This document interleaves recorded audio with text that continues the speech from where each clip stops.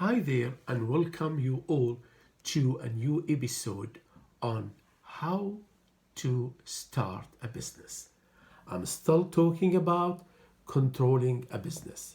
We cover some methods and some steps, including the staff and employees, including the good managers, and including customers. Today we'll take another method, and that method is related to the cost management. Cost management, we already talk about it when we talk about the staff salaries and wages.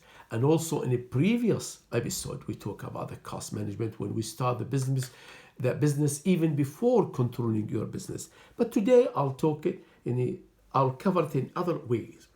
And here we talk about, first of all, the total cost, all the cost you need to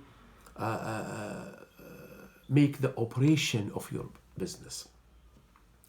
And cost management, in fact, including observing what is being done unnecessarily, then stop it, then cut it, then reduce it. So that is the idea of cost management. So cost management, if I want to put it in let's say a good definition, I can say cost management is directing events within the objectives of the organizations to preserve or to prevent emergencies from arising. Let me repeat it again for you. Cost management means directing events within the objective of the organization in order to prevent emergencies from arising. So that's need a psychology then. And here is the problem. Many managers, many owners of the business, even many accountants, and many authors of cost management accounting and management accounting, they in fact ignore this part of the psychology when they are talking and dealing with the cost management. I find it personally, it is a psychology, and in fact, this matter or this gap, which is not written about it, encouraged me of thinking to make a paper or a book talking about the psychological issues and matters related to the cost management. Why it is a psychology, or why we need psychology in cost management. Somebody will say it's only cutting cost, controlling your cost. So in order to increase your profit, you have to manage your cost, to cut your cost. But then even that definition says, say that. This is the book definition. You are right. You have to call that. You have to manage the cost. You have to cut the cost. But let me tell you about that psychology, which is in my mind, and I want to relate it to the cost management. Now, to make a good cost management as an owner of the business, or as a manager of the business, or as accountant of the business, I should have self-confidence. I should have mental agility. I should have administrative skill. I should have ambitious. I should have application to achieve the success. It is not only a matter of cutting the cost. All these I needed. Why? Because at the time I'm controlling my cost and reducing my costs in order to increase my profit, I should not ignore my partners to success. As I told you before, your staff, your employees are the partner of the success.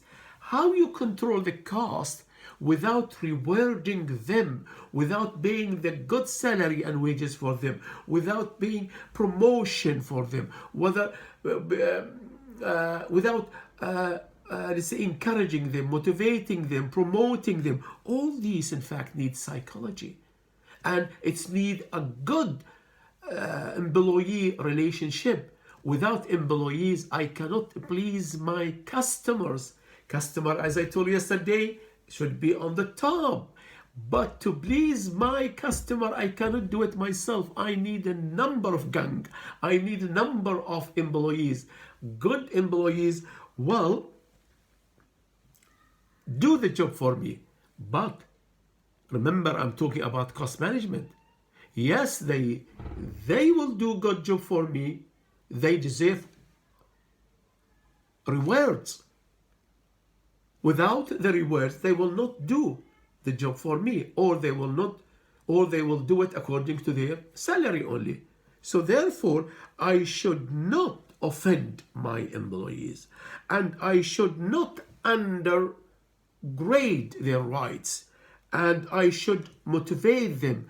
I should give them job security. I should give them job, say, preference, a better working condition. That will encourage them to do the job. And on the top of that, I should give them the rewarding, especially for good job and good achievement. And the rewards, it's not only cash. Yes, should be cash. If I don't have cash, I should look at other techniques. I should look at, for example, promotion or job titles. Many employees like job title. Call them manager, call them supervisor. You are the sales manager, you are the purchasing manager, you are the head of the department. So use other techniques. And if you also cannot do that, of course you can do the third one, which is easy. That is praising and commendation. Praising and commendation mean thanking them for their good job. Everybody know cash and job title or promotion, but let me give you a practical example, and it is from my own experience. It's happened to me personally, where it's dealing with praising and commendation. I used to be a credit officer in a bank. And part of our job as a credit officer, before we make the analysis of the financial statements, okay, and make our credit report to present it to the credit committee for the approval, we have to make a visit site to the customer, sitting with the customers, investigating many items, discussing many problems, how we solve the problems, whether the customer need more facilities, less facilities, what are the main problem happen within 1 year, okay? We talk about their operation, about their sales, about their employees, decreasing, main problem, what happened, all these to be discussed. And to prove all this discussion, we have to prepare a credit memo, or we call it a visit memo. I did my job. And in the afternoon before I go home, I prepare that memo and send a copy for all the credit members or committee, including the GM. Next day, early in the morning, because our offices was like in a wide or a big hall, okay, it's only for a credit officer. And while I'm reading my credit files just to prepare, say, another visit for another customer, the GM personally, he come and he stand in the middle of the hall holding my credit memo or the visiting memo, saying that I want everybody to prepare a visit memo like this one prepared by Hassan. You have to visit your customer, you have to be very sincere, and you have to use your talent when you are writing this memo. I was surprised. I did not expect it, in fact, but that's make me happy. He did not give me cash. He did not give me promotion or job title. I know that the bank position at that time was not good, but he gave me a good thing, which is in his mind is a good techniques, praising and commendation. He thanks me in front of my colleagues, which encourage me to do better job and encourage my colleague to follow my ways in preparing the memos or the credit memos and visiting that customer, and that of course improve the operation of the department. Of course, it's even improve the, you can say, profitability of the bank if you want. Of course, it's not in 100%, but it's do, or it's did something right and positive. So in order to satisfy your customer, let's go back again, you have to satisfy your employees.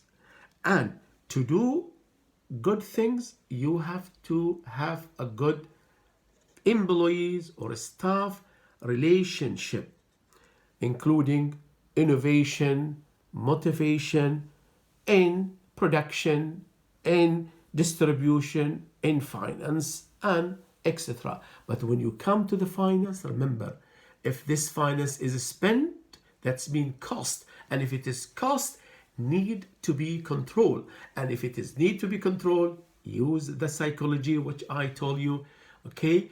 And it is not only practical practice by cutting and reducing the cost, but it is a psychology, and it is in fact something which is come from your mind and from your talent and from your heart. But remember, cost management is a good element and method of cost control. Thank you very much for today, and see you next time in another steps or method in controlling a business. Thank you very much.